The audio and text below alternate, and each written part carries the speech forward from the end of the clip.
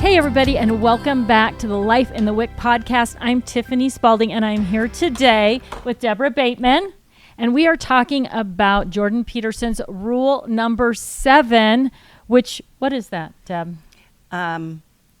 Pursue what is meaningful, not expedient. Excellent. Oh, good. So, Deb is a friend of mine from out at the ranch, which you guys have all heard about already. So, Deborah, tell us a little. I'm so excited that she agreed to do this. I mean, like literally, I could have done this whole series with her.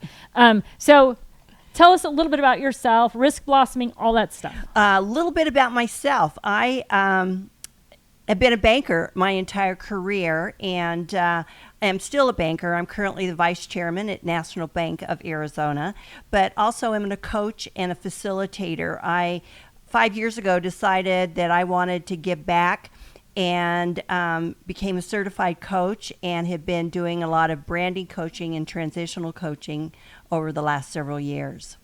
And what is risk blossoming? Risk blossoming. When my husband and I got close to that retirement age, we kind of watched people that were going ahead of us. And I saw a lot of people sit down in their homes and watch Fox News or Hallmark, and it was like, that's really not the life I want to live. I want to pursue a meaning and really make this part of my life something that is exciting, that I can explore, I can discover, I can continue to grow. And so not only did we chart a course for ourselves to do exactly that, but we've also have a blog out there for the single purpose of really hoping to inspire others to look for a meaning, a purpose in their lives and pursue it no matter what age that they're at.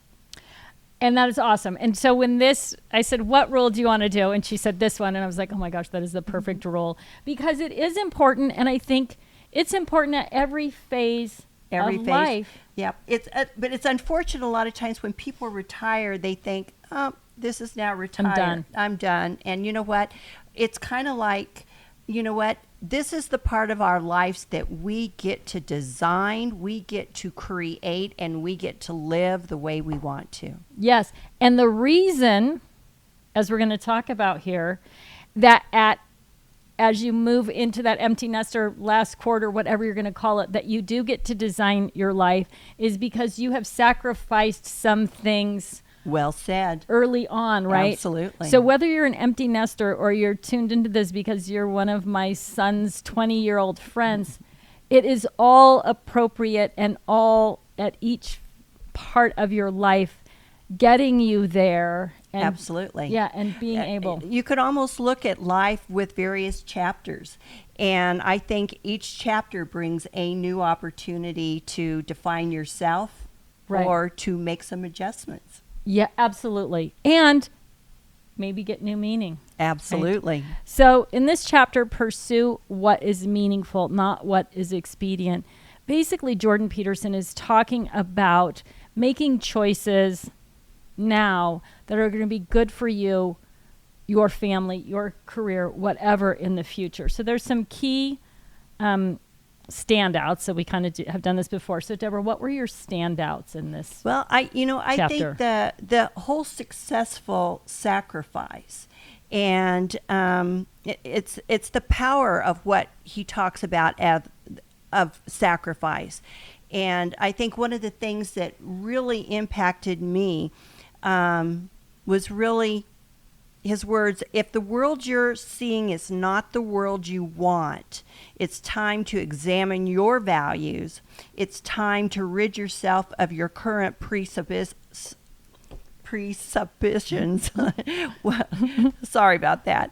And it's time to, in essence, let go. And so, this chapter is such a catalyst for looking inward and really wanting to understand not only who you are, not only the value that you can bring, but what that meaning in your life is. Yes. Yeah. And defining it, recognizing it, and then moving on it, moving forward with those things. He started it back. Really and truly, when he talked about sacrifice, he actually went back to the caveman, the hunter-gatherers. And he says, of course, when they had a kill. They killed a mammoth. It was like, okay, let's eat all we can because we really don't know the next time we're going to have food, Right. So there was no, quote, sacrifice. There was no thought about what about tomorrow? What about next month? What about next winter? And I think that the whole idea has evolved with man. I mean, I think that today's society, we've gone from hopefully surviving into thriving, and therefore our ability to make a sacrifice, put things away, whether that's you're saving your 401k or Right. I'm a banker, or whatever. So please open a 401k. Yeah. Exactly. Those are the things that we can do now to ensure not only our livelihood going forward, but our ability to continue to give back to mankind. To give back, to share, to give your life a little bit more meaning that way bet. as well. Absolutely. So you also said, which was interesting, you also highlighted that experiencing is following a blind impulse, blah, blah, blah. And it's funny because I picked that comment as well, right? The same. Yeah. So experience is the following of blind impulse. It's short-term gain. Yep. It's narrow and it's selfish. Yep. And one of the things, it's kind of hard to read this book. And then even like you said, like, okay, I read it and now I have, right? The read is hard. Yeah, it's a challenging read. It's not I'm going to sit down by the pool and read this book. No. I think it's a book that it grabs you. And I mean, I found myself reading a page or two and then stopping, and my mind was like, "Poe," and really going back and rereading it again to make sure that I absolutely understood what was going on. You know what? This read makes you think. In fact, it doesn't let you stop thinking. Doesn't let you stop thinking, right? There's no relaxing No. paragraph in this, like every paragraph. But the important thing is these pieces that we've each pulled. So my really kind of focus, similar, delayed gratification. Something better might be attained in the future by giving up something of value in the present. Absolutely. Like those same thoughts that really, if you're going to move forward in life, you really have to think forward. I remember when my older son was in college, he took a class right here around ASU, and the teacher, they did an exercise where he said, "What would future London do?" And it was very impactful to him, and it sort of changed the way he thought about things going forward. And that's what this is, right? It is. Putting Absolutely. like what in the future, and he would even do these funny things, like he'd be home from school break or whatever, and he would do his dishes right away, which is something as a young person he never did. And I was like, well, London, since you moved into your own place, blah, blah. He goes, no, it's future London. If I don't do this now, future London is going to have to do the dishes. Wow. Right? So it's a tiny thing. It is, but it's beautiful. Right. Boy. And it's a gets you forward thinking. motion, right? Because It is. it's the difference between thinking and And just surviving, Yeah. just being. right. Just, It's yeah. expedient to leave those things there. I don't have to take care of it. Have you ever seen or heard of the exercise? When I was a freshman in college, we had a teacher that had us write our obituary. No. Yeah. And so you make the comments, who you were, what you did, and everything else. And I mean, in a way, it kind of plays back into here because he was really, I think, trying to get us to see ourselves in that future and the impact that we had made, the things that we had done.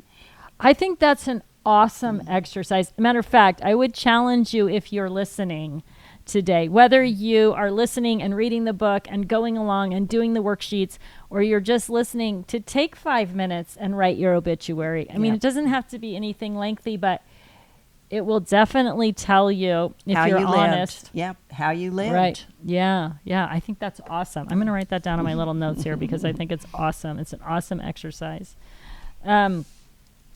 All right. So we know what the rule is and we know it's good for us, right? We can understand that. But how do we, or why don't we, I guess is the question, why don't we do it? Well, I think it isn't as easy as it sounds.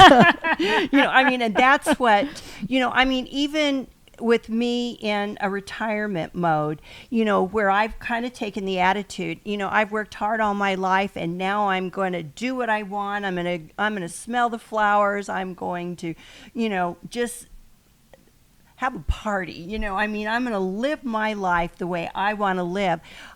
This book really made me stop and even think about that, because I think that it's one of those things that it takes an enormous discipline, an enormous focus, and sometimes because we're afraid of hurting others, we're afraid of inconveniencing ourselves, or we are afraid of an other impact, we will take the easy way out, what is more, expeditious for us to do.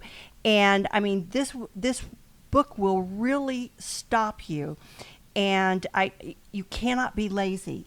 You live a life that is intentional and is focused on your meaning. Okay, lazy is a great word, right?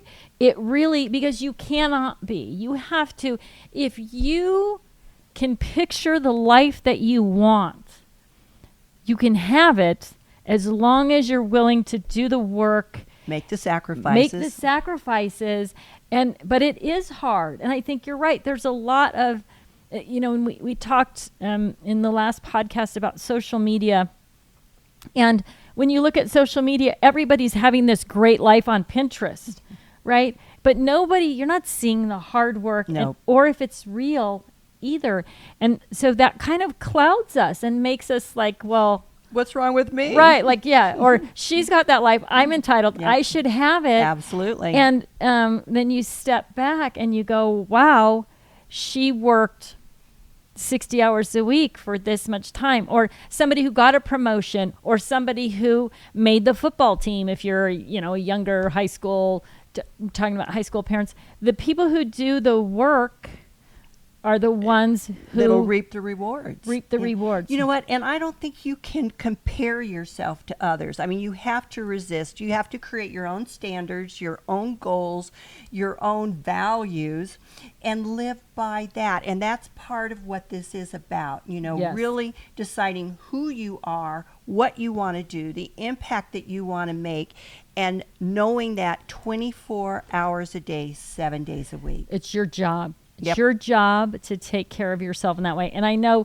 we didn't talk about this, Deborah and I, before, but it's funny that she said that, because that the last rule we did is compare yourself to who you were yesterday, not to who someone else is today, right? And that's a key point here as well, that you really do. And I think there's also that this weird thing in society, more effectual to people who are older, this instant gratification that everybody expects everything now. Amazon now, Prime Video now. When we were kids, Christmas, I got gifts on my birthday and Christmas. Mm-hmm. That was it. Yep. And you thought about them. Yes, you right? did. And you got a catalog, Sears catalog. Oh, yeah. And you studied it, and you made a list, and you revised your list, and it was a huge thing. And we learned to be patient and thoughtful and meticulous. And while technology has done some amazing things, I think it has made it easy, expeditious, to not have to be patient. Well, we react to what we want. Yes. In today's society. A real quick story. Took my young grandson when he was probably about 4 years old to Target, and he saw a bike that he wanted. And he said, Grandma, will you buy me that bike? And I said, honey, I just don't have that kind of money. I don't have that money. And he looked at me and he said, you've got a card, don't you? And it's like, yeah, I do. But, right. It's, I think when we talk about this, I think it's one thing, especially for those that are parents or plan to be parents, it's raising kids where that instant gratification isn't so available, that they have to earn it, They I don't want to say want and need, but so much of what we do, even, I mean, I go through the grocery store Right. without a list, Right. grabbing things off the shelf, throwing them in. But I mean, are we really responding to what we need or what we want? Right. And I think that's especially true. And it's very hard, I guess, going back to why people don't do this. If you're a parent and you don't want your child to have something, or you don't think they should have something, or you can't afford that thing, all the societal influences make it very hard to say, Without a doubt. right, No. to say no. I'm the bad one. I had a little bit of this as my kids got older, and Everybody else is doing everybody it. else is doing it, or so and so's parents let us do that at their house, and I'm like, well, I'm It's hate not- to quote your grandma, but I ain't them, right? But it is the pressure of Absolutely. and the fear, like with your kids, like, okay, if I don't let those kids do that at my house, are they not going to be his friend anymore? Are they not going to come over?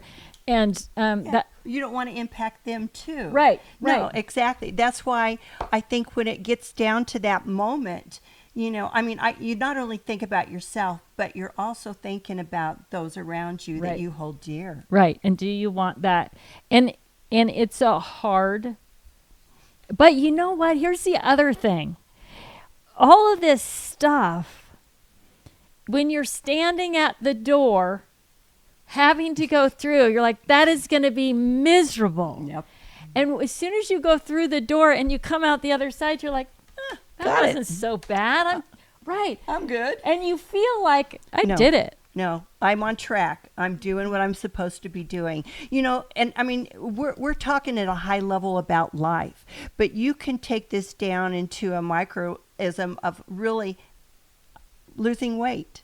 Right. I mean, here's a task that, I want to lose 10 pounds, 15 pounds.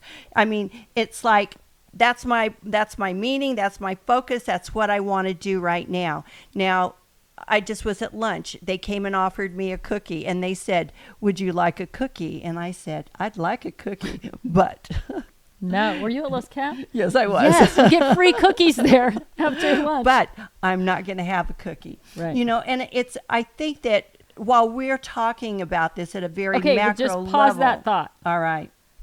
How good did it feel to say, no, I'm not taking the cookie? I was proud of myself. Now, I just started this diet, but you know what? It was like, there's one. But that's an important thing to Yeah, keep it in is. mind. As you start choosing meaning, Totally.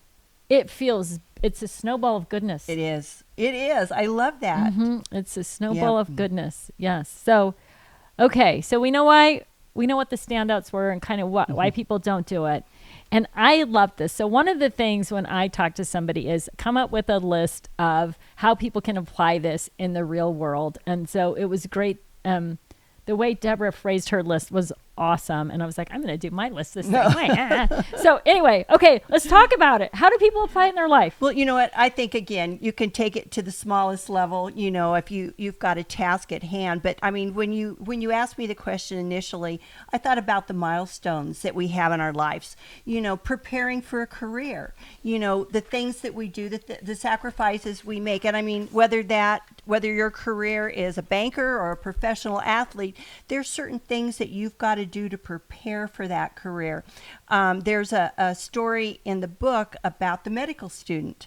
Oh. It says, the individual that decides to go to medical school, is going to have to sacrifice being a party animal, and Right. I mean, it can go on and on. I think choosing your life partner is really, I know that when Yes. you're 25 or 30 years old, you may not talk about these things, but you know what? I think to understand what each other's purpose, each other's goals, each other's meaning for life is a really important component of really sharing a life with somebody. A successful life. Okay, so I'm going to backtrack on career Okay. also, just for a minute.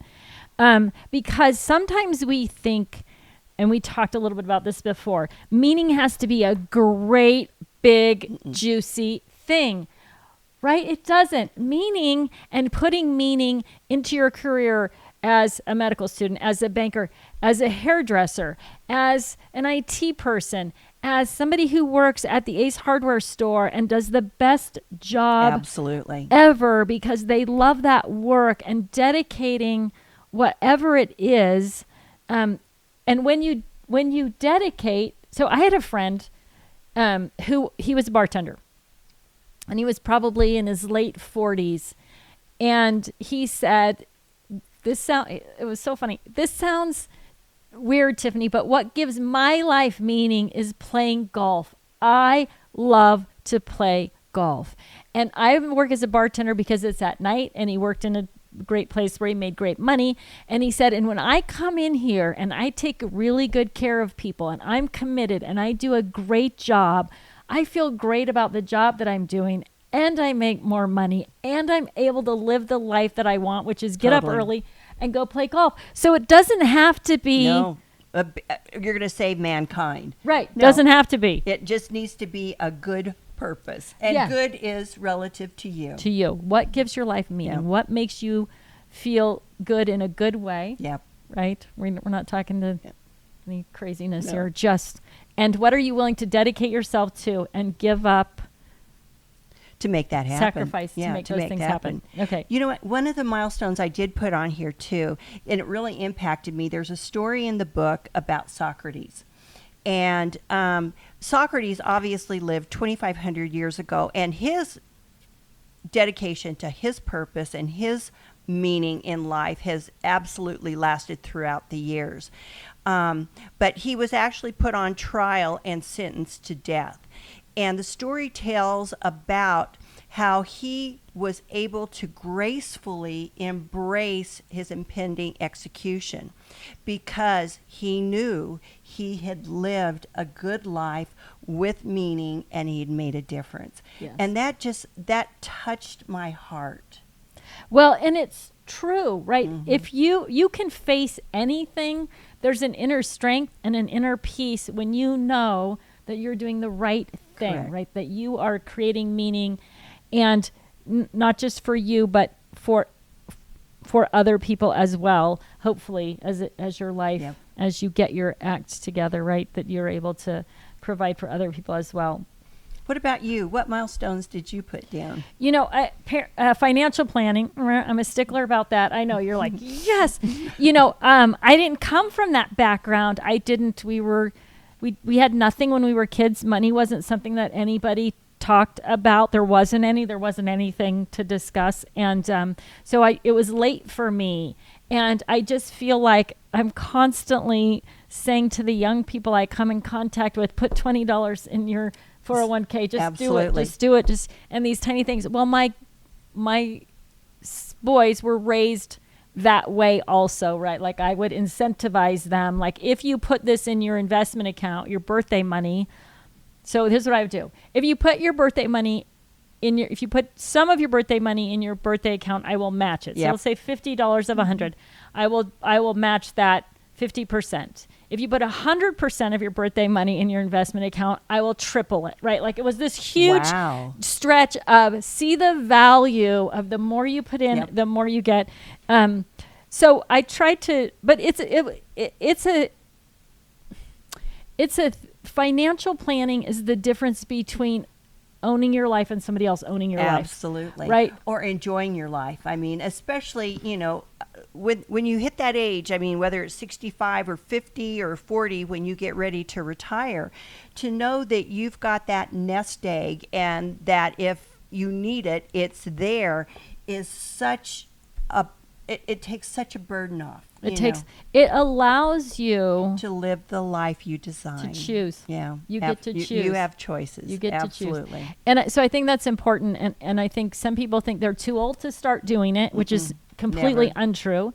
Some people think they don't need to. They're too young to start doing it. Never. Right. The power I of know. compound I interest, know. let me tell you. I know it. So my older son's girlfriend, longtime girlfriend, Rena, who I adore, she is pretty good with saving money. And we were having this conversation and she said, well, you know, it's funny. Like you have a little bit and then you have a little bit more and then you have a little bit more. And then all of a sudden you have like a big chunk. And then you think, I'm not spending that. That was really hard Yep. to get all that. And then you start saving more because it's the snowball of goodness. It is the snowball of goodness. Absolutely. Right? And I think that really boils down to the bottom line is that, when you can act on purpose, when you can do the thing that provides the meaning, Right. it opens up all kinds of opportunities for you. And if you define yourself and what meaning you want in your life, making those choices, doing those small things becomes easier and easier because Absolutely. you have Yep. a goal in mind, a target of what you want and who you want to be. Absolutely. And then empty nest, which is kind of we kind of talked about that as well. And then I think spiritual or religious